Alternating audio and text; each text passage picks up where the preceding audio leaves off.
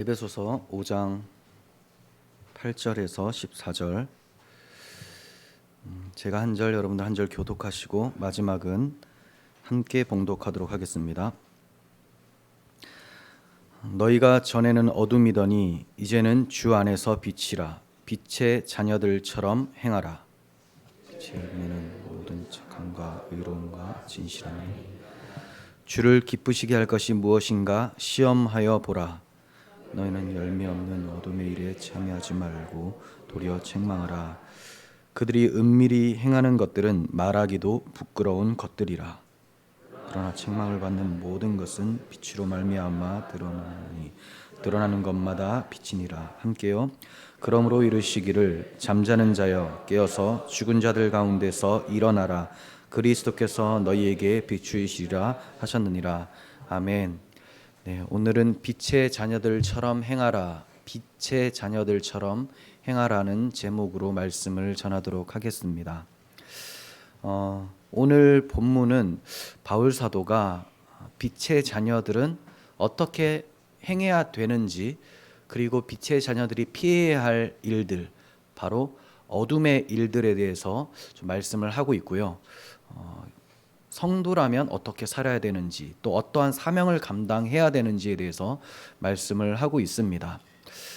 본문에서도 그렇지만 바울 사도는 자주 전에는 그리고 이제는 이런 대조를 사용을 합니다. 에베소서에 이러한 표현들이 자주 등장을 하죠. 이렇게 대조하는 이유는 예수 그리스도를 만나기 전과 만난 후는 극명하게 다르다, 바뀌었다라는 것을 강조하기 위해서라는 거예요. 여러분은 예수님을 만나기 전과 후가 분명하게 달라진 것을 느끼고 계십니까? 누군가 여러분들에게 너무 달라졌다, 예수님 믿어서 완전히 바뀐 사람 같다, 이런 얘기를 합니까? 이런 얘기를 들어본 적이 있으셔야 됩니다. 그리고 내가 돌아봐서도 내 삶이 많이 바뀌었다라는 것을 확인할 수 있어야 됩니다. 이스라엘이라는 이름이 주어졌음에도 예전에 야곱이라는 이름에 걸맞는 그 어둠의 생활을 하고 있다면 그것은 문제가 있는 것이죠.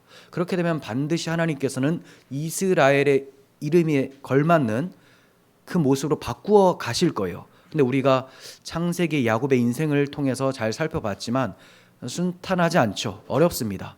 야곱이 이름이 바뀌었음에도 여전히 고집스럽고 야곱 같은, 그 강도 같고 도둑질을 하는 그러한 모습으로 나타나니 하나님께서 쳐버리시죠. 고난이 찾아옵니다. 결국은 하나님께서 그를 바꾸어내시고 철저하게 낮아지게 하심으로 하나님만 의지하는 자리로, 이스라엘의 모습으로 바꾸어내셨습니다. 물론 그것은 복입니다. 하지만 우리가 스스로 낮아지는 것이 더 큰 은혜라고 생각이 됩니다. 그래서 그러한 은혜를 바라면서 바뀌어진 이름, 우리는 이제 영적 이스라엘이죠. 교회라고 부름을 받은 사람들은 다 영적인 이스라엘입니다. 이제는 야곱이 아니에요. 전에는 이러했더라도 이제는 달라져야 된다는 것을 바울 사도는 말씀해 주고 있습니다.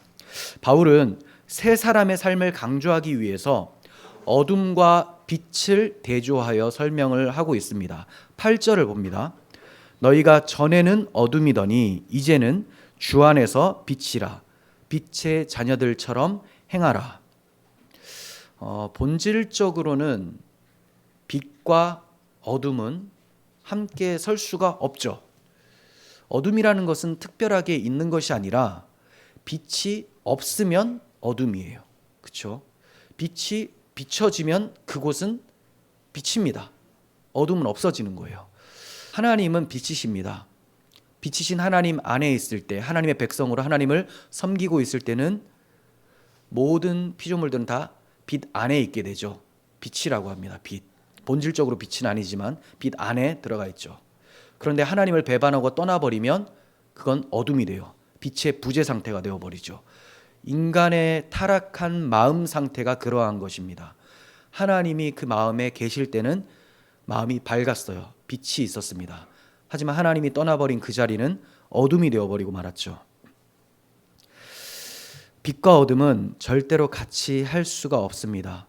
우리가 어둠에 있다면 빛에 거할 수가 없는 것이고, 빛에 있다면 어둠에 거할 수가 없는 거예요. 베드로가 너희를 어두운 데서 불러내어 그의 기이한 빛에 들어가게 하셨다. 이렇게 얘기를 했어요. 불러냈다는 거예요. 반 정도만 불러낸 게 아닙니다. 완전히 불러낸 거예요. 완전히 불러낸 역사적 사건을 우리는 출애굽 사건으로 확인할 수가 있죠. 그 당시에는 애굽의 바로의 노예로 살았습니다. 흑암의 백성이었습니다. 하지만 홍해를 가르고 건너가 버렸습니다. 이제 약속의 땅 가나안에 들어갔어요. 홍해는 다시 덮였습니다. 다시 애굽으로, 다시 어둠으로 돌아갈 수가 없어요. 이렇게 하나님의 백성으로 하나님이 정착시킨 사람들은 빛의 백성이 되어지는 것이죠. 이와 같이 빛과 어둠은 절대로 함께할 수 없다는 것을 성경은 말씀하고 있어요. 그런데 특이한 점은 바울 사도가 너희가 빛 안에 있다라고 표현을 하지 않고 너희가 빛이다 이렇게 표현하죠. 이런 표현을 원래 잘 안 씁니다. 빛 안에 있다, 비침을 받았다 이렇게 표현을 하거든요.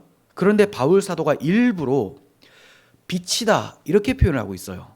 왜냐하면 우리가 빛 안에 있는 것뿐만이 아니라 그 비침을 받아서 우리 자체도 빛의 삶이 되어버렸다라는 것을 강조하기 위함이죠. 우리의 영혼 상태 그리고 우리의 정체성이 어둠에서 빛으로 바뀌게 되었다라는 것을 강조하는 표현입니다. 물론 우리의 어떠한 면이 어둠에서 빛으로 바꿀 수 있게 하는 것은 아닙니다.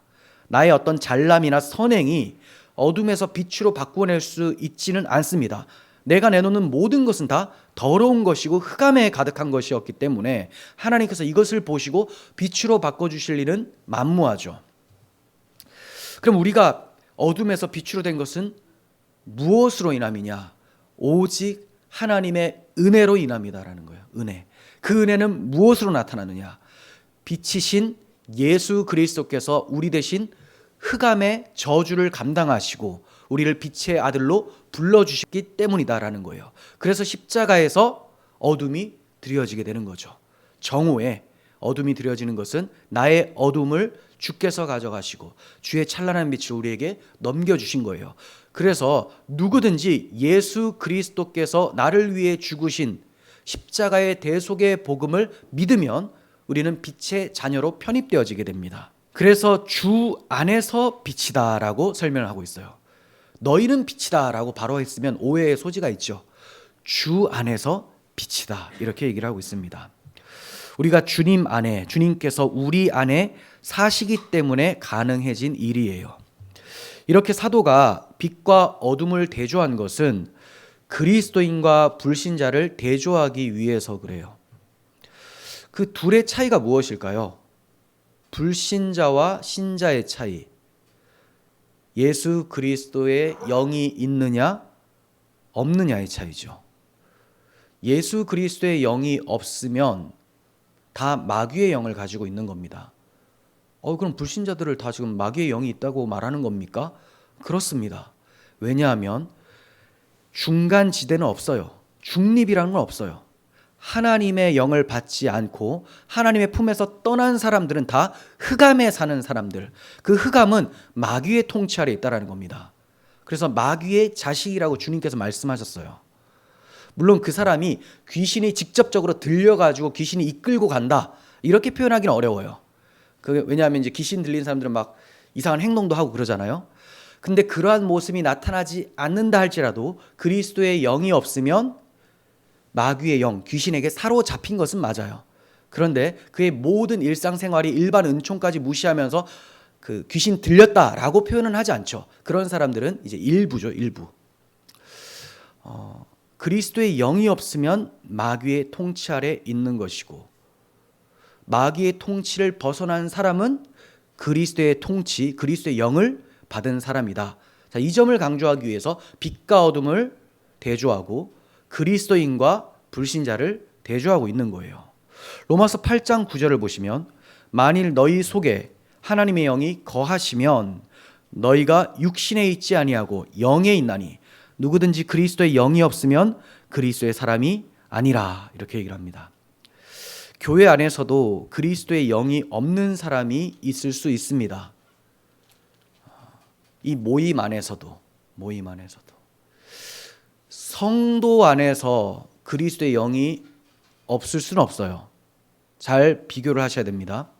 성도 안에서는 그리스도의 영은 반드시 계십니다. 하지만 이 모임 안에서는 그리스도의 영이 없는 자가 있을 수 있다는 거예요. 왜냐하면 불신자도 충분히 들어올 수가 있죠. 하지만 성도들의 무리에는 그리스도의 영이 없는 사람은 존재하지가 않습니다. 이렇게 교회 안에도 그리스도의 영이 없는 사람이 있을 수가 있는데, 이런 사람이 어떤 자인지를 우리가 정확하게 알기가 어렵죠. 네. 그거 괜히 찾아내려고 하고 또 찾아내서 쫓아낸다고 하다가 신자를 쫓아낼 수도 있죠. 그래서 예수님께서는 알곡과 가라지를 구별해서 뽑아내지 마라, 이렇게 얘기하십니다. 주께서 오실 때 그때 양과 염소를 구별함 같이 신자와 불신자를 구별할 것이다, 이렇게 말씀하세요. 그러니까 지금은 섞여 살 수가 있죠. 네. 나는 그럼 뭐지?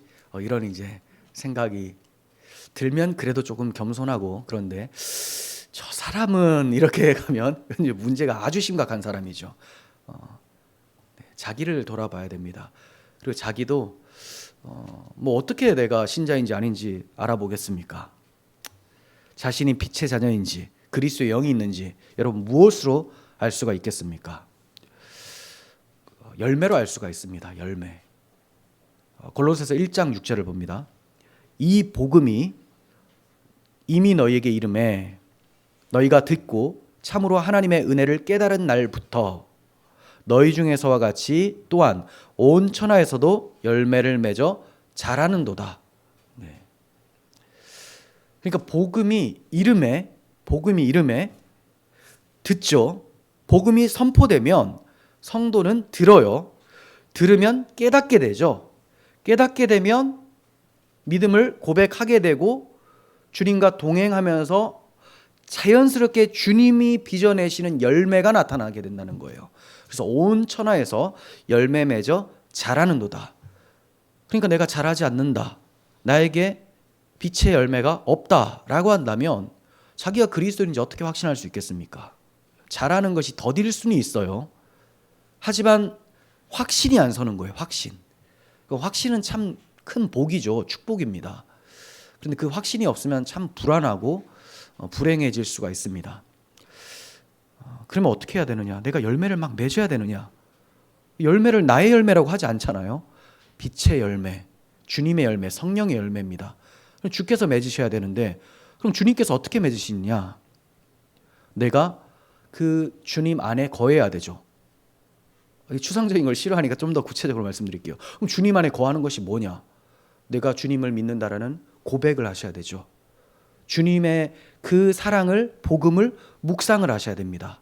자, 묵상만 하는 것이 아니라 묵상한 바가 내가 믿어지면, 그 내용 믿어지면 고백을 하게 되죠. 왜 고백을 하게 될까요? 주님은 인격적인 분이시기 때문에 주님, 제가 이 사실을 믿습니다라고 고백을 하게 되겠죠. 그럼 주님께서는 인격적이신 분이시기 때문에 그 고백을 들으시고 그 안에서 역사를 하시면서 열매를 맺어 가시는 거예요. 여러분, 묵상만으로는 안 됩니다. 저는 지금까지 묵상이 다인 줄 알았는데 묵상은 과정이에요. 과정. 여러분, 묵상만 하면 그 내용을 사색만 하는 것이 됩니다. 그러면 하나님을 인격적인 분으로 대우하는 것이 아니라 그냥 이런 내용이 있었지 하며 생각을 하고 내 마음에 두는 것밖에 안 돼요. 열매에 맺혀지지가 않습니다. 그런데 이 내용을 내가 믿는다라고 우리 주님께 고백을 할 때 주께서 풍성하게 역사를 하신다라는 거예요. 그러면 이제 우리 삶에 열매가 맺혀지게 됩니다. 이 부분에 대해서는 또 끝에도 좀 말씀드리고 또 다음에 설교 때도 자세하게 말씀을 드리도록 하겠습니다. 그러니까 우리가 우리의 삶에 열매가 있는지를 통해서 나에게 그리스도의 영이 있는지를 이제 확인을 할 수가 있게 되죠. 그리고 하나님께서는 우리에게 열매가 맺혀지기를 바라세요. 열매를 보시기 위해서 우리를 구원하신 거예요. 당연히 예수 그리스도의 피로 우리를 구원하셨으면 그 피의 능력을 보기를 원하셔서 구원하신 거죠. 내가 너를 구원했지만 너는 그냥 여전히 그냥 애기처럼 계속 살아라. 그럼 이건 애기처럼 사는 게 아니고요, 죽은 겁니다. 태어난 적이 없는 게 되는 거예요. 그래서 이 주님께서 열매 맺혀지기를 원하는 그 마음을 품고 기도하는 사람은 바울처럼 기도를 하게 되는 거예요. 예수 그리스도로 말미암아 의의 열매가 가득하여 하나님의 영광과 찬송이 되기를 원하노라. 이렇게 기도를 하게 되는 거죠. 열매 맺기를 원합니다. 바울은 그 열매를 빛의 열매라고 했는데 갈라디아서에서는 성령의 열매라고 표현을 합니다. 성령의 열매. 그리고 이 빛의 열매라고 에베소서 본문에서 분명히 기록을 하고 있는데 어떤 사본에서는 바꾸어서 성령의 열매로 기록을 하고 있습니다. 그러니까 이 빛의 열매는 빛이신 예수 그리스도의 영이 맺으시는 열매라는 거예요. 그러면 빛의 열매는 어떤 것들이 있을까요? 갈라디아서에서는 성령의 열매를 9가지로 말씀하고 있는데 오늘 에베소 본문에서는 3가지로 말씀을 하고 있습니다. 9절. 빛의 열매는 모든 착함과 의로움과 진실함에 있느니라. 네. 착하고 의롭고 진실함. 이게 빛의 열매예요. 나의 삶에 이게 있는지 돌아봐야 됩니다. 그럼 착함은 뭐냐? 착하다. 이 착하다라고 하니까 좀 추상적입니다. 그리고 세상 사람들 중에서도 착한 사람들이 많잖아요. 이 착함을 어떻게 봐야 되느냐? 이 착함이라는 헬라어 단어가 아가토스라는 단어에서 변형된 단어인데요. 그 히브리어로는 좀 유명합니다. 토브. 이런 단어로 자주 번역이 됩니다. 토브는 여호와께서 보시기에 좋았더라. 세상을 창조하시고 사람을 창조하시고 보시기에 좋았더라. 하나님 보시기에 좋은 하나님의 뜻대로 나타나는 모습이에요. 그 뜻은 하나님 사랑, 이웃 사랑이죠. 하나님 사랑, 이웃 사랑을 하면서 살아가는 것이 선함입니다. 선함, 착함. 그래서 아가토스는 착하다, 선하다 이렇게 번역이 될 수가 있어요. 남이 잘 되도록 돕고 관대하게 대해주는 것, 이것을 선함이라고 하는 거예요. 내 중심이 아닙니다. 저 상대방 중심으로. 그럼 상대방 중심으로 하는 이유는 뭐냐? 나의 삶이 하나님 중심이기 때문에 하나님께서 이웃사랑을 원하시기에 저 사람 중심으로 생각을 해주는 거라는 거죠. 이게 선함이에요. 주님께 받은 사랑으로 사랑하며 새 계명의 삶을 사는 것, 이걸 선함이라고 말을 할 수가 있습니다. 자, 그리고 두 번째는 의로움이에요. 이것은 조금 더 와닿게 설명하자면 공정함으로 표현하는 것이 좋겠습니다. 공정함. 자기 유익을 위해서 바른 것을 굽히지 않고 공정하게 무언가를 분별하고 판단하고 시행하는 것. 공정함. 내가 분명히 이렇게 선택하는 것이 불의한 것임에도 이렇게 선택하면 나에게 유익이 될까? 바른 것을 굽혀버리는 것, 이게 불의함이 됩니다. 하지만 의로움은 이런 공정함을 얘기해요. 하나님이 원하시는 그 뜻대로 결정을 하는 것. 자, 세 번째 진실함입니다. 진실함은 정직함으로 표현할 수가 있어요. 정직함. 손해를 봐도 진실을 말을 합니다. 손해를 봐도. 이거는 이웃과의 관계에서 사회생활에서 나타날 수가 있겠죠. 진실하게 말해라. 그리고 내가 손해를 봐도 겉으로 손해를 봐도 진리를 말하는 것까지도 포함이 됩니다. 그러니까 자유주의 다른 복음을 사람들이 좋아하지 않습니까? 올바른 복음을 전파하는 것은 굉장히 싫어합니다. 불편해해요. 사람을 정죄하고 예수 그리스도를 믿으라고 요청하기 때문에 싫어합니다. 그럼에도 불구하고 내가 진리를 말할 수 있는가? 진실과 진리를 말하는 것을 정직함이라고 말을 하는 거예요. 그렇게 말하다 보면 손해를 볼 수가 있죠. 하지만 염려하지 않을 것은 손해를 보시면 주님께서 책임을 지십니다. 왜냐하면 주님께서 진실하게 살라고 명하셨기 때문에 주님이 명하셨잖아요. 주인이. 종이 시키는 대로 했을 때는 주인이 책임을 지시는 것이죠. 그렇다고 해서 내가 원하는 방식으로 책임을 꼭 져주시는 건 아닙니다. 그냥 우리의 인생이 주님 손에 있으니 주님께서 책임지신다라는 것을 말씀드리는 거예요. 자, 이러한 빛의 열매들을 사모하는 사람들은 특징이 있는데 그 특징을 10절에서 말씀을 하고 있어요. 이런 사람들은 주님이 무엇을 기뻐하시는지를 늘 생각해 봅니다. 자, 10절. 주를 기쁘시게 할 것이 무엇인가 시험하여 보라. 네. 빛의 열매 맺는 사람들의 특징. 나의 기쁨이 아니에요. 주님의 기쁨이 무엇인가를 생각합니다. 그러니까 이러한 10절의 명령은 매사에 결정을 할 때마다 이게 나를 위한 것인가 주님을 기쁘게 하기 위함인 것인가를 생각하고 분별하고 판단하라는 것이죠. 이게 쉬운 일일까요? 어렵죠. 왜냐하면 올바른 판단력이 있어야 돼요. 올바르게 분별할 수 있는 지식과 지혜가 있어야 되고 결단도 있어야 됩니다. 상당히 어렵죠. 사람은 본성적으로 이기적이기 때문에 많은 경우에 자기의 유익과 명예를 생각하기 마련입니다. 그래서 주님이 기뻐하시는지의 여부를 분별을 할 때, 판단을 할 때 왜곡되어서 판단할 가능성이 굉장히 큽니다. 자기 중심이기 때문에 어떻게든 이거 주님이 이렇게 원하실 거야 라고 바꾼다는 거예요. 정말 성경대로 판단을 해야 되는데 그렇지 않고 이기심 때문에 자기도 모르는 사이에 이 판단을 흐리게 만든다는 거죠. 상당히 어려워요.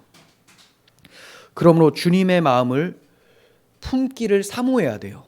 성령께 주의 마음을 채워달라고 기도를 하셔야 됩니다.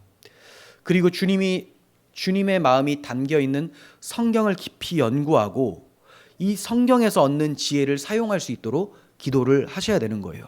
그렇지 않고는 절대로 이 세상을 본받지 않고 하나님의 선하시고 기뻐하시고 온전한 뜻을 분별할 수가 없게 됩니다.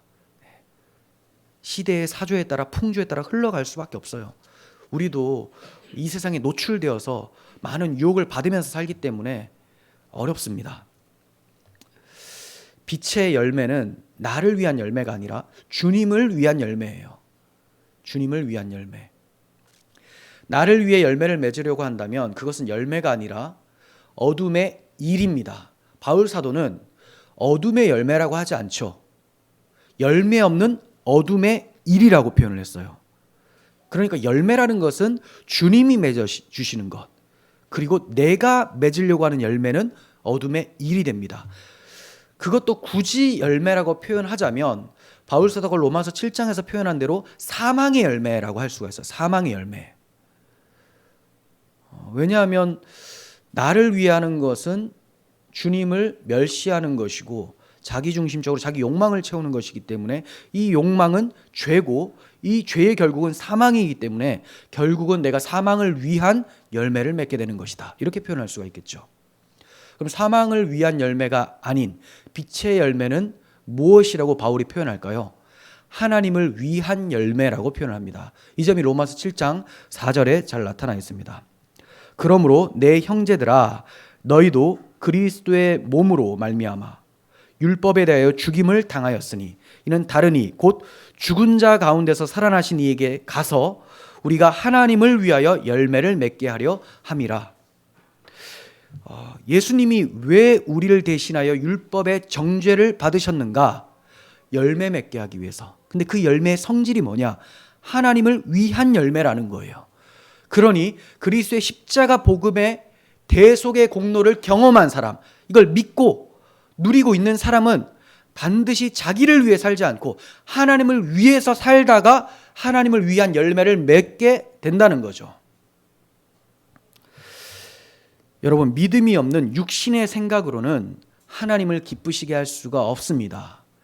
믿음이 없는 육신의 생각으로는 반드시 육의 열매, 사망의 열매를 맺게 되는 거예요. 로마서 8장 7절 봅니다. 육신의 생각은 하나님과 원수가 되나니 이는 하나님의 법에 굴복하지 아니할 뿐 아니라 할 수도 없음이라. 육신에 있는 자들은 하나님을 기쁘시게 할 수 없느니라. 네. 육신에 있는 사람들은 복음을 멸시합니다. 예수님이 나의 전부라고 생각을 하지 않습니다. 내가 무언가를 해서 하나님께 감동을 드려야 되겠다라고 생각을 합니다. 이것은 하나님의 법에 굴복하지 않는 거예요. 하나님의 법은 예수 그리스도의 대속을 믿으라예요. 믿고 너는 죽은 자로 그리고 그 부활하신 그리스도와 함께 사는 자로 살라. 이제 너의 머리가 네가 아니라 예수 그리스도로 바뀌었다. 그래서 사랑의 아들께서 이끄시는 그대로 살아가라. 이게 주님의 법입니다. 이건 다른 말로 사랑의 법이죠. 그런데 육신의 생각을 하는 사람은 이 법에 굴복하지도 않고 할 수도 없다고 합니다. 하나님을 기쁘시게 할 수가 없어요. 많은 일을 하고 많은 업적을 쌓아도 그것이 하나님께서 기뻐하시는 열매가 될 수는 없습니다. 오늘날 교회에서 행해지는 일들이 많아요. 그 일들이 이루어내는 업적들도 있습니다. 많은 성과를 보여줄 수도 있고 또 교회가 재정적으로도 많아져서 예배당도 커지고 또 화려해지고 이런 것들을 보게 되죠. 그런데 이런 것이 다 주님께서 맺으시는 열매라고 할 수 있을까요? 아니라고도 할 수 없지만 맞다고도 할 수 없어요. 그러니까 결과만 봐서는 알 수가 없는 거예요. 성령의 역사가 아니더라도 큰 업적과 결과를 가져올 수가 있습니다. 하지만 하나님은 그런 것을 인정하지 않으세요. 누가 봉사를 하려면 하나님이 공급하시는 힘으로 해야지만 하나님이 인정하시는 열매가 맺혀지는 거예요. 범사의 예수 그리스도로 말미암아 하나님이 영광을 받으시기 때문에 우리는 항상 하나님이 공급하시는 힘으로 해야 됩니다. 그 공급하시는 힘은 뭡니까 또? 우리에게 베풀어 주신 그 사랑을 의지해서 하느냐? 주님이 나의 머리이심을 믿고 의지하여 하느냐? 그렇다면 내가 무언가를 하고 나서도 하나님 내가 이러한 업적을 이루었습니다라고 내놓을 수가 없겠죠. 자랑할 수가 없겠죠. 주님이 내놓은 것인데 그게 어떻게 내가 자랑할 수가 있겠습니까? 자랑하는 순간 사망의 열매가 되는 거죠. 하지만 나는 아무것도 아닙니다. 주님이 다 하셨습니다라고 고백을 할 때는 이것이 빛의 열매가 되어지는 것입니다. 자, 11절과 12절 봅니다. 너희는 열매 없는 어둠의 일에 참여하지 말고 도리어 책망하라. 그들이 은밀히 행하는 것들은 말하기도 부끄러운 것들이라. 은밀히 행하는 것들, 이런 것은 앞에서 살펴본 대로 성적으로 방탕한 것, 또 탐욕이 가득한 것, 이걸 한 단어로 우상숭배라고 우리는 배웠습니다. 그렇죠? 그래서 자기 개인적으로 성적으로 방탕함, 또 이웃과의 관계에서도 방탕하고 성적으로 문란한 모습들을 보이는 것, 그리고 종교적으로 하나님을 향해서 불경건한 모습, 이 모든 것을 우상숭배라고 했습니다. 자, 이런 것들은 은밀히 행하게 되죠. 창피하거든요. 누가 드러내놓고 막 음란한 행동을 하고 그러지 않죠. 부끄러운 것이라는 것을 압니다. 그런데 더 놀라운 사실, 오늘날에는 은밀히 행해지던 것이 공공연히 행해지는 것을 보게 돼요. 이게 죄가 아니라고 주장하기까지 합니다. 죄가 아니라고 법을 만들기도 해요. 법을 만들려고. 미국은 그래서 통과가 돼버렸죠. 동성애 결혼 합법 이렇게 돼버렸죠. 그래서 무지개 걸고 난리가 났습니다 지금. 예전에는 부끄러워했어요. 왜 부끄러워하느냐? 사회적 시선 때문에 아니에요. 하나님이 주신 그 양심이라는 것이 부끄럽게 만들어 주었습니다. 그런데 계속해서 그러한 것을 합당치 않은 것을 합당하게 생각하고 시도를 하니 하나님께서 그 상실한 마음 그대로 내버려 두시게 되죠. 그러면 이것이 죄가 아니라고 여겨지게 되고 죄를 자신들의 생활 방식으로 여기면서 살게 됩니다. 그러면서 그렇게 행하지 않는 사람들을 고리타분하다, 아직까지 깨어있지 않다 이렇게 얘기를 해요. 이건 깨어있지 않은 게 아니라 머리가 깨진 거예요. 오늘날 왜 이렇게 돼버립니까? 사람들이 선악의 이 판단 기준을 자기로 다 세우기 때문에 그렇습니다. 선악과를 먹은 죄인들의 특징이 바로 이렇습니다. 이런 세상에서 빛의 자녀들이 빛을 나타내야 되는데, 빛의 열매를 맺어야 되는데 이게 얼마나 어렵겠습니까?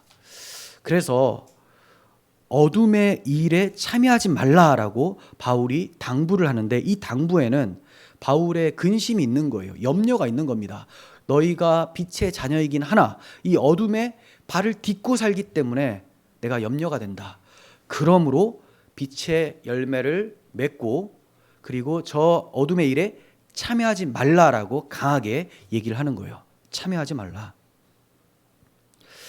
그러면 참여하지 않는 것으로 자신을 지킬 수 있을까요? 조금 더 적극적으로도 권면을 해줘요. 그게 뭐냐? 도리어 책망을 해라. 어둠의 일은 어둠의 일이라고 책망을 해라. 그래야지만 참여를 하지 않을 수가 있고 빛의 열매를 나타낼 수가 있다. 여기서 책망하라는 단어는 엘렌코라는 헬라어인데요, 드러내다, 폭로하다라는 의미가 있습니다. 그러니까 어둠의 일을 그냥 못 본 척하거나 덮어두지 말고 이거 죄라는 것을 드러내라, 폭로해라 라는 거예요. 그래야지 세상 사람들도 이것이 죄인지를 알게 되고 부끄러워할 수 있게 되고 부끄러워하면서 이것을 바꿀 수가 있게 된다는 겁니다. 자, 그 점을 13절에서 설명을 해주고 있어요. 그러나 책망받는 모든 것은 빛으로 말미암아 드러나나니 드러나는 것마다 빛이니라. 어렵죠. 굉장히 난해한 문장입니다. 자, 다시 보시면 앞에서 오히려 책망하라, 도리어 책망하라. 그러나 책망을 받는 모든 것은 빛으로 말미암아 드러난다. 드러나는 것마다 빛이니라. 이게 뭡니까? 그런데 이 문장을 잘 해석해 주는, 제가 해석한 것과 동일하게 해석해 주는 역본을 찾았어요. 그게 현대어 성경인데, 현대어 성경은 굉장히 심하게 의역이 되어 있는 성경이에요. 그래서 여러분들이 좀 개혁주의 관점에서 그래도 읽는데 내가 편하게 읽고 싶다 하면 현대어 성경이 괜찮지만 성경이라고 말하기는 좀 어려울 정도로 의역이 많아요. 네. 의역 자체는 좀 좋은 의역이 많습니다. 자, 5장 13절 현대어로 한번 봅니다. 그러나 여러분이 그것들을 폭로할 때 빛이 그 정체를 밝혀줄 것입니다. 그러면 스스로 잘못을 깨우쳐 그 중에 몇 사람은 빛의 자녀가 될 수 있을 것입니다. 의역이 심하죠. 이거 의역이 굉장히 심합니다. 하지만 이제 올바르게 해석해 놓은 것은 맞아요. 저는 이제 주석을 성경 해석처럼 이렇게 해놓은 것 같다는 생각이 듭니다. 자, 이게 무슨 말씀인지 아시겠습니까? 우리가 빛의 자녀로서 복음의 기준을 가지고 성경의 기준을 가지고 어둠을 폭로를 하면 그 어둠의 일들이 이제 드러나게 될 거 아닙니까? 말을 하지 않으면 이게 괜찮은 줄 알아요. 근데 드러나게 되면 이게 더러운 것이었구나를 사람들이 알게 됩니다. 그러면 스스로 잘못을 깨우치게 되고 그 중에 몇 사람은 빛의 자녀로 편입될 수가 있다라는 것을 설명하는 구절이라는 거죠. 좀 어렵죠. 네, 그렇지만 이렇게 이제 해석을 하면 좀 자연스럽게 연결이 됩니다. 매우 강한 빛을 받으면 아무리 어둠에 있는 것이라 할지라도 새카만 색깔이나 또 좀 더러운 것들이나 이런 것들도 빛이 강렬하게 쬐잖아요. 그러면 이것이 검정색도 빛을 반사합니다. 빛으로 드러나는 것은 다 빛이 된다라는 거예요. 빛이 반사체가 돼요.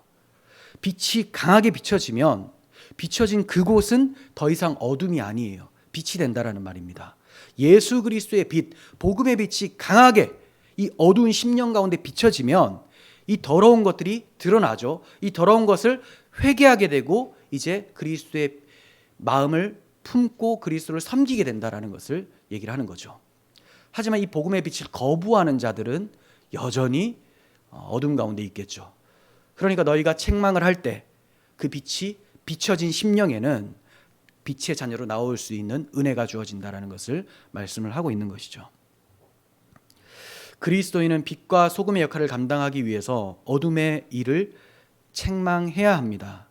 책망하라는 말씀은 두 가지로 저는 생각을 해봤는데, 첫 번째, 어둠의 일 자체를 책망하는 거예요. 이거 죄다, 이거 잘못이다, 이렇게 하는 거 아니다, 이거 책망, 드러내는 겁니다. 두 번째는 그 어둠의 일을 한 사람을 책망하는 거예요. 둘 다 필요해요. 첫 번째, 어둠의 일이 무엇인지 분별하고 죄라는 것을 알려야 됩니다. 예를 들어 음행, 그리고 간음, 이런 것들. 지금 간음죄 없어졌잖아요. 간통죄. 처벌 안 하겠다라는 거잖아요. 처벌을 안 해도 성경에서는 죄다라고 하면 죄인 거예요. 그냥 알려야 되죠. 정치인들이 자기들 간통죄 안 걸리려고 하는 것 같아요. 그 왜 통과시켰는지, 여야하고 막론하고 다 찬성했는지 모르겠지만 이건 그냥 쏙 넘어갔습니다. 구렁이 담 넘어가듯이. 하지만 기독교인들은 그 사고에 넘어가면 안 돼요. 그리고 TV 같은 데 보면, 드라마 보면 결혼 안 했는데 동거하는 경우가 많지 않습니까? 이거 죄라는 것을 알려야 됩니다. 근데 우리가 이걸 죄라고 하면 세상은 이제 어떻게 표현합니까? 야, 진짜 고리타분하다. 여전히 저러고 있냐? 지금 조선시대냐? 이러고 있어요. 그러니까 이 사람들은 절대 진리가 없는 거예요. 시대와 환경과 상황에 따라서 언제든지 그 기준은 바뀔 수가 있다라는 거죠. 하지만 성경은 그것이 죄라고 말씀하기 때문에 알려야 된다는 거죠. 또 많은 기독교인들이 모르는 것이 있습니다. 시험관 아기, 이거 죄입니다. 왜냐? 그렇게 해서 수정된 시험관의 아기들을 다 출산하지 않지 않습니까? 어떤 것은 폐기하고 어떤 것은 이제 출산을 하고 이렇게 되죠. 그래서 수정이 되면 생명이기 때문에 그렇게 되면 안 되는 거죠. 모르고 하는 경우가 참 많아요. 이 부분은. 네. 그리고 이제 낙태, 동성애, 그리고 얼마 전에 인공자궁, 인공자궁, 별의별 시도를 다 합니다. 네, 이러한 것들이 잘못됐다라는 것을 알려야 되죠. 근데 다행히도 그거는 댓글 보니까 신자고 불신자고 다 싫어하더라고요. 이상하다. 이거 인류 멸망으로 가는 거 아니냐. 이러면 이 아이들은 엄마 아빠가 없는 거냐. 엄마 아빠가 없는 거예요. 그냥. 이런 게 이제 위험한 거죠. 이런 것들을 죄로 규정하려면 절대적 기준이 있어야 되죠. 그러니 성경을 통해서 죄가 무엇인지, 의가 무엇인지, 심판이 무엇인지를 제대로 알려줄 수 있어야 됩니다. 그러므로 사회의 질서를 위해서도 복음 선포가 필요해요. 복음이 선포되고 기독교가 건강하게 유지되는 국가는 이런 것이 들어서기 어렵습니다. 아니 미국은요? 미국이 언제적 미국입니까? 복음이 다 무너졌습니다. 원래 우리나라가 그래도 보수적이거든요. 복음이 충만한 나라였죠. 자유주의 신학 들어와서 다 무너져 있어요, 지금. 그래서 미국의 저 타락상을 따라가고 있는 거죠. 그리고 기독교가 들어오지 않는 이 절대적 기준이 없는 나라는 이미 그 전부터 다 무너져 있습니다. 기준 자체가 없으니까. 그래서 우리는 올바른 복음 선포가 사회 정의를 실현하는 데 있어서도 반드시 필요하다라는 거예요. 그리고 빛의 자녀들이 그 복음대로 살고 있음을 나타내 주어야 돼요. 복음만 선포할 것이 아니라 이게 죄다, 이게 참 진리다, 이것이 올바른 것이다 얘기만 할 것이 아니라 우리도 그렇게 살고 있어야 돼요. 그런데 기독교인들부터 다 무너져 있으니 이거 누가 무엇을 말을 하겠습니까? 이렇게 우리가 복음을 전파하고 복음대로 살아냄으로써 어둠의 일을 책망해야 되는 거예요. 자, 두 번째는 사람을 책망한다고 했죠. 어둠의 일을 하는 사람. 이 부분은 조심해야 됩니다. 사랑의 마음으로 책망을 해야 돼요. 자칫하면 바리새인처럼 자기 의를 높이면서 다른 사람을 정죄할 수가 있게 됩니다. 주의할 것은 너 잘못했어 하고 책망하는 것이 우선이 아니라는 거예요. 너 잘못했어. 너 왜 그랬어? 이게 목적입니까? 돌이켜서 건강하게 주님 뜻대로 살기를 바라는 마음에서 책망하는 거잖아요. 그렇다면 그것을 말할 때 좋은 그릇에 담아야 돼요. 그 어둠의 일을 하는 사람들은 아직까지 어둠에 있기 때문에 또는 어둠을 제대로 분별하지 못했기 때문에 그런 일을 하는 경우가 많습니다. 그러므로 저들에게 먼저 복음의 빛을 비추어 주어야 돼요. 복음의 빛이 비추어지면 분별이라는 것이 생깁니다. 분별력. 그러면 이제 자기가 얼마나 더럽고 비참한 상태였는지를 알고 회개하고 주님을 믿게 되죠. 이것이 책망의 전제예요. 이것을 위해서 책망하는 것이지 넌 왜 그러냐? 이거 아니라는 거죠. 그렇게 따지면 주님께서 여기 오셔서 한 사람 너 일로 와봐. 1번 너 왜 그러냐? 자 다음 2번 너 왜 그러냐? 누가 얘기할 수 있겠으면 누가? 기준이 주님이 되어버리는데. 그래서 책망할 때도 전제가 사랑으로 하는 것이고 그를 제대로 세워주기 위해서라는 거예요. 그리고 책망하는 편에서 준비되어야 될 점들이 있어요. 빛의 자녀처럼 행하고 있어야 됩니다. 자기는 이게 빛의 자녀인지 어둠의 자식인지 구별이 안 되는 회색의 상태를 유지하면서 이거 어둠의 일이야 한다면 비웃겠죠. 너나 잘해라. 네가 지금 나한테 똥 묻었다고 뭐라고 하는데 너는 냄새가 더 난다. 이렇게 얘기할 수가 있는 거예요. 반면 빛의 자녀처럼 행하는 모습을 우리가 보인다면 자신들의 모습을 부끄럽게 여기게 될 거예요. 그럼 우리는 어떤 모습을 보여야 되느냐? 예를 들면 이렇습니다. 사업을 하거나 무슨 뭐 또 판매자 또는 어떤 마케팅에 종사하는 사람들 속여서 팔 수 있습니다. 아주 과대 광고를 할 수가 있어요. 그러면 수익이 많이 들어올 수 있겠죠. 하지만 정직하게 행한다라는 거예요. 이거 굉장히 어렵겠죠. 그러니까 속이면 안 된다라는 겁니다. 매력 있게 보이게 할 수 있어요. 정말 매력적인 상품이라면 그건 표현을 잘할 수가 있겠죠. 근데 그것이 없는데 있는 것처럼 먹어도 살 안 찝니다. 물입니까 그게? 물만 안 찌죠. 물만. 먹어도 살 안 찝니다. 근데 먹으면 다 찌잖아요. 조심해야 돼요. 정직하게. 그리고 내가 이거 조금만 이제 바꾸면 충분히 계약을 좀 따낼 수 있는데 저 사람이 이거 알지 못할 텐데 이랬을 때 이게 이제 부도덕한 거죠. 이때 정직하게 행하는 것.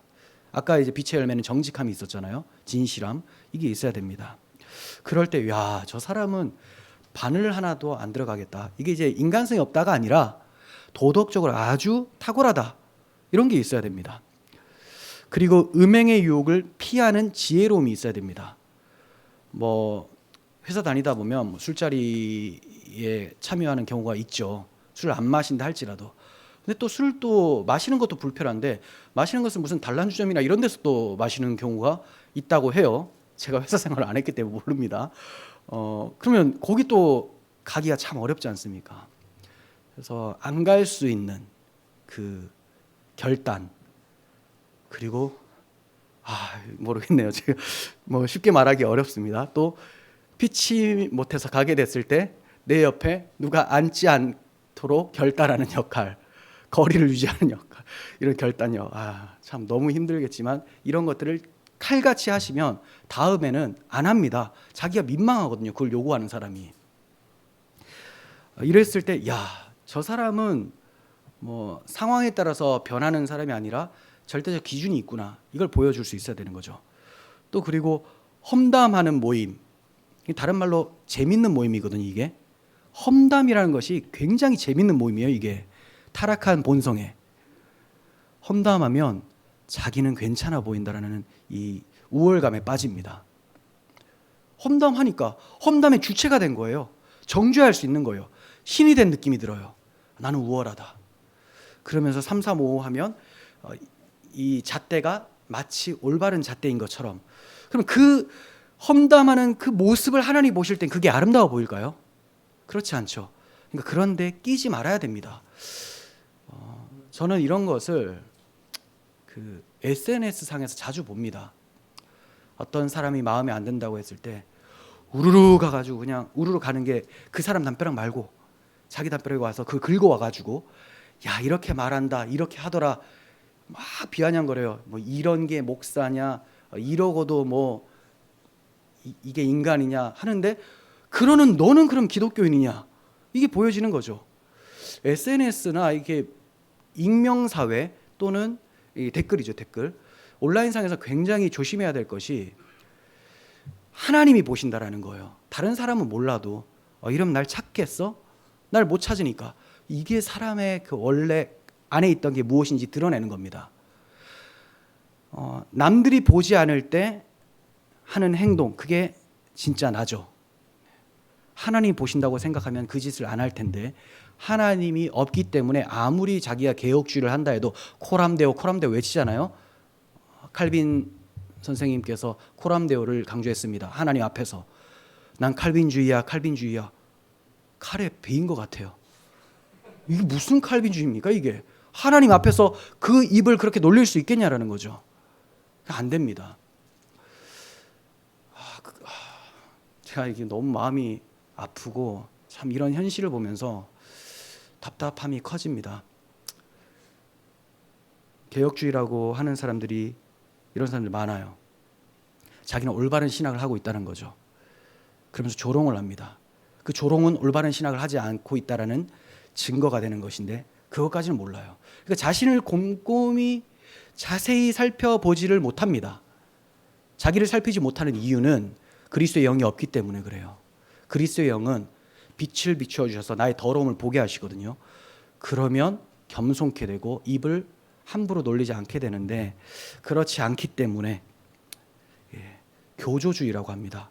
복음이 그 사람을 이끄는 것이 아니라 어떤 신학자가 만들어 놓은 그 교리를 내가 믿기 때문에 난 구원에 이른다라는 그 사고, 굉장히 조심해야 되는 거예요. 올바른 신학을 하더라도 그 신학이 내 신앙이 되지 않을 수는 있다라는 것.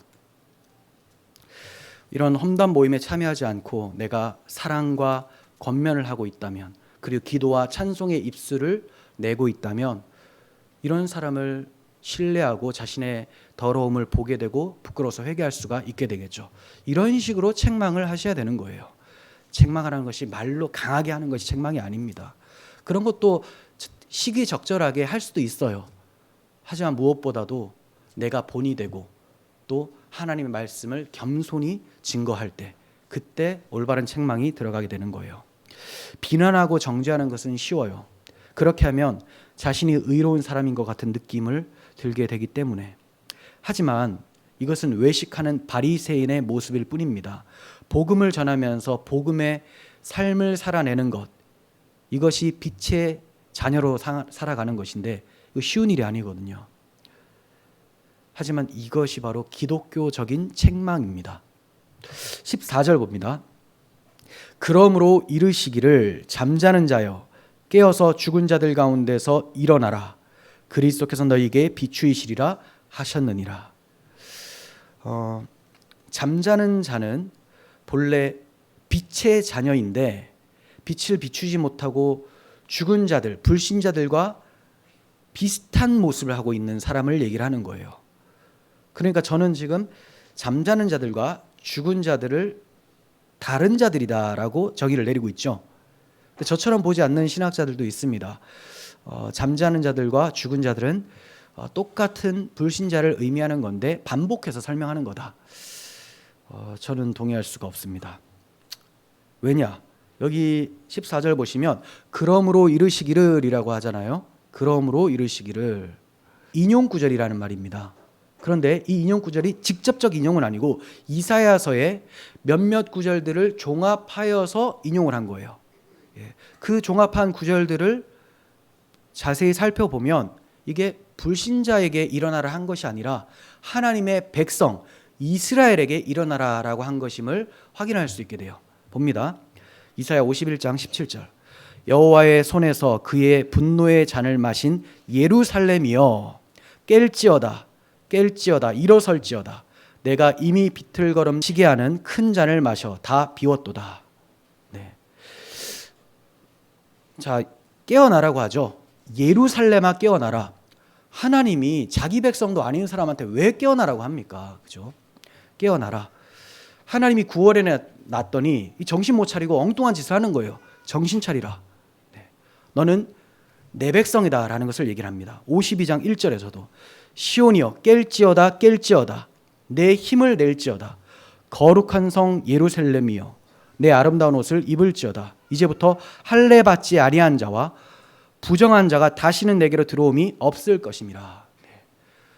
구별된 자답게 깨어서 일어나라, 정신 차려라, 이렇게 말씀하고 있죠.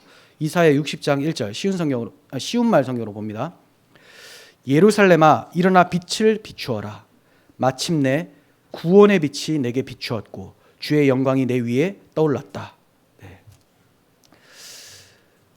예루살렘아 빛을 비추어라. 왜냐하면 하나님이 구원의 빛을 너에게 비추어 주셨기 때문에 너도 빛을 비추어라. 자, 합쳐놓으면 자는 자여 깨어서 일어나서 빛을 비춰라. 왜냐? 그리스도께서 너희에게 빛을 비추실 것이기 때문에. 이게 14절의 말씀인 거예요. 여러분, 모든 성도는 깨어나야 됩니다. 지금도 졸고 있는 성도는 깨어나야 됩니다. 제가 졸고 있는 성도를 봐서 말한 건 아니고 이렇게 한번 던져놓으면 누군가 마음에 뭐가 오겠지 해서 던진 거지만 모든 성도는 깨어나야 돼요. 지금 자고 있든지 아니면 영적으로 잠들어 있든지 깨어나야 돼요. 빛을 발해야 됩니다. 왜냐하면 그리스도께서 빛을 비추어 주실 것이기 때문에. 오늘날도 그리스도께서는 자기 자녀들에게 빛을 비추어 주고 계세요. 지금 오늘 이 시간에 그리스도는 우리의 마음에 빛을 비추어 주고 계십니다. 복음 선포를 통해서. 복음에는 하나님의 영광을 아는 그리스도의 빛이 비춰집니다. 그렇죠? 복음 선포에는. 복음이 선포되면 반드시 성령은 역사하세요. 역사하실 때도 있고 안 하실 때가 있고가 아니에요. 반드시 역사합니다. 왜냐? 성령이 오신 이유는 복음을 적용시켜 주시기 위해서죠. 그렇죠? 그럼 복음이 제대로 선포되고 있다면 성령께서 역사 안 하실 이유가 뭐가 있겠습니까? 역사하시죠. 교회가 힘을 잃고 성령의 역사가 없는 이유는 올바른 복음 선포가 없기 때문에 그래요. 그래서 나는 성령 사역을 합니다 라고 아무리 외쳐도 설교 딱 들었는데 복음이 없잖아요. 성령 사역이 없어요. 거기에는. 복음으로 사역하시는 분이 성령님이신데 복음 선포 없이 어떻게 성령의 역사가 일어납니까? 반대로 복음이 선포되는 그 자리는 반드시 성령의 역사가 일어나요. 성령께서는 복음을 적용시켜 주셔서 하나님의 백성 만드시고 그 하나님 백성에게 고백을 받으셔서 하나님이 영광 받으시기 위해서 성령이 오신 거예요. 그러니 올바르게 복음이 선포되면 복음의 빛이 지금 여러분들에게 비춰지는 것이고 성령은 여러분들의 마음에 감화 감동을 주시는 거예요. 지금 복음을 듣는 여러분들의 마음에는 그리스도의 빛이 비추어진 것입니다. 그러니 깨어나시고 일어나시면 되는 거예요. 복음의 빛을 받았으면 복음에 합당하게 반응하시면 됩니다. 복음의 빛은 받았지만 반응을 하지 않으면 성령의 역사를 경험을 못합니다. 성령은 나에게 조명해 주시고 마음을 변화시켜 주셨는데 마음은 변화가 있었지만 나의 삶에서 전인격적으로 변화가 일어나지 않아요. 그 이유가 뭐냐? 성령께서 조명하시고 역사하시는 데 있어서 내가 반응을 하지 않았기 때문에.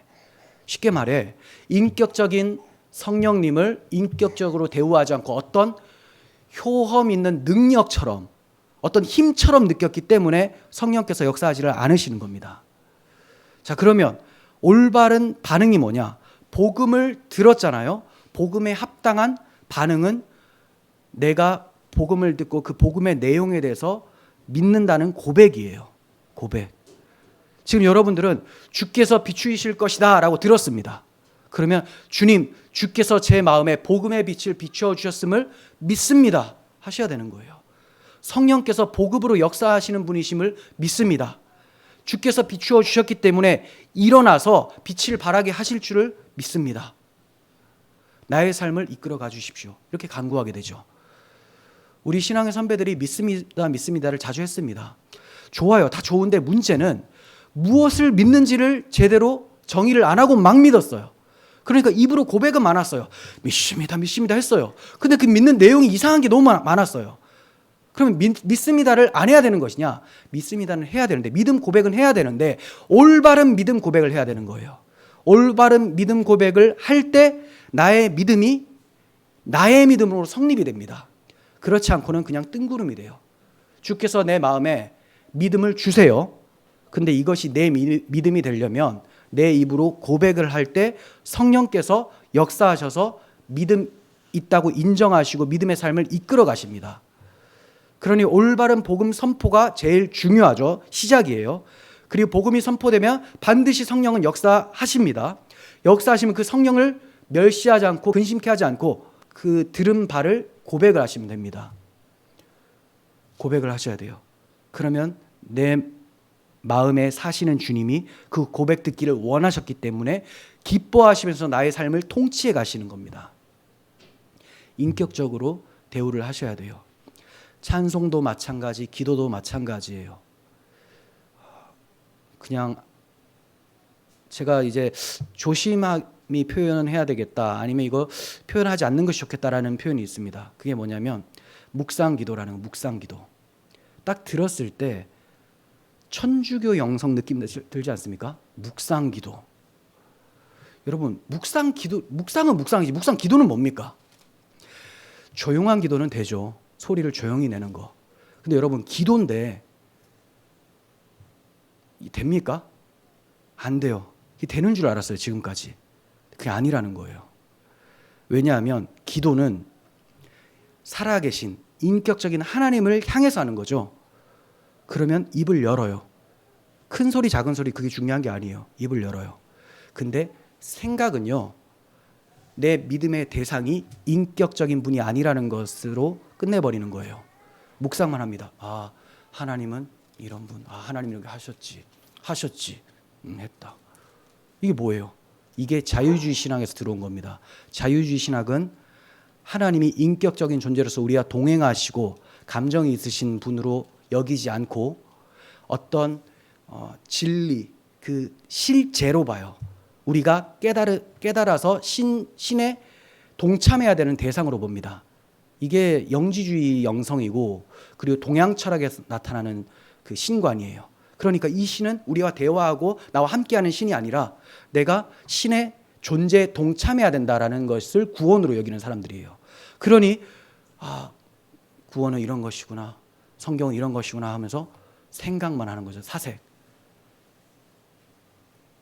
누구 대상으로 놓고 앞에서 그냥 가만히 쳐다보고 있으면 기분 나쁘겠죠. 우리가 왜 이런 데 노출되냐면 하나님은 우리가 말을 하지 않아도 아신다, 이런 표현 때문에 그래요. 말을 하지 않아도 아시죠. 하지만 말을 하지 않으면 기분 나빠하시죠. 왜냐하면 인격적으로 대우하는 게 아니잖아요. 그런 말을 하지 않아도 안다는 것은 내가 모든 것을 낱낱이 고하지 못하더라도 나의 모든 형편을 아신다, 이렇게 적용을 해야 되는 겁니다. 그리고 나의 작은 소리에도 주님을 아신다. 엘리 제사장은 한나가 중얼중얼 하면서 작은 소리로 기도했을 때 술 친 줄 알고 헛소리를 했지만 우리 주님은 아무리 작은 신음에도 들으신다, 응답하신다, 이렇게 가야 되는 거죠. 그래서 우리가 기도할 때도 주님을 인격적으로 대우한다면 고백을 하셔야 됩니다. 지금 여러분들이 복음을 들으셨죠? 그러면 믿음 고백을 하셔야 됩니다. 제가 이 복음의 능력을 믿습니다. 제가 주의 피로 나를 구원하셨음을 믿습니다. 하셔야 되는 거예요. 여러분, 참 빛이신 주님께서 우리의 마음을 비춰주셨어요. 이제는 우리가 밤하늘의 달과 별처럼 그 주님의 빛을 비추면 됩니다. 반사체입니다. 그렇게 세상의 빛의 자녀로 빛의 역할을 잘 감당하시기를 바랍니다. 기도하겠습니다. 하나님 아버지, 우리를 위하여서 그 아들 예수 그리스도를 십자가에 내어주시고 우리를 구원하신 그 은혜와 사랑에 감사를 드립니다. 이제 우리를 위한 그 사랑의 빛이 오늘 복음 선포를 통해서 또 우리가 성경을 보며 하나님 말씀을 묵상할 때 비춰지는 빛을 통해서 누리게 되었음을 고백합니다. 하나님, 묵상으로 그치지 않게 하시고 주님 앞에 믿음으로 고백하며 주님과의 교통이 일어나게 하심으로 빛의 열매가 주렁주렁 맺혀지는 빛의 자녀로 살게 하여 주시옵소서. 세상의 악한 것에 참여하지 않고 도리어 복음으로 사랑으로 책망하며 더러운 것을 드러내고 많은 사람들을 빛으로 인도하는 자로 세워 주시옵소서. 우리 구주 예수 그리스도의 이름으로 기도합니다. 아멘.